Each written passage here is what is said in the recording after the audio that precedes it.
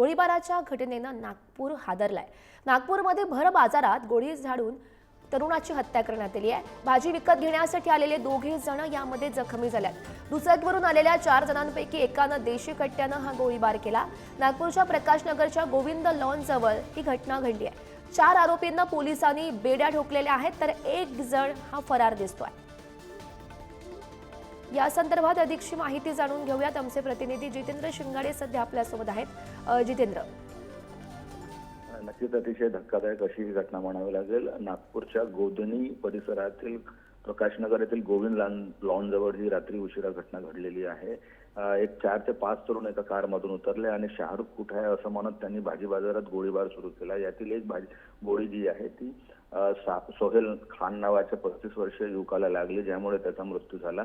तर दोघे जण जे भाजी घेण्यासाठी आले होते ते या घटनेत जखमी झाले। या घटनेची माहिती पोलिसांना तात्काळ मिळताच पोलिसांनी हालचाल केली आणि 4 आरोपींना अटक केलेली आहे आणि नेमकं या हत्येमागे कारण काय आहे याचाही पोलीस तपास करत आहेत। मात्र परवाच्या दिवशी जे नागपूर ग्रामीण मध्ये ज्वेलर्सवर गोळीबार करून सुमारे 1.5 कोटी लुटण्याचा घटना घडली होती, त्यानंतर पुन्हा एकदा गोळीबार करून हत्येची घटना घडल्याने नागपुरात एकच खळबळ उडालेली आहे।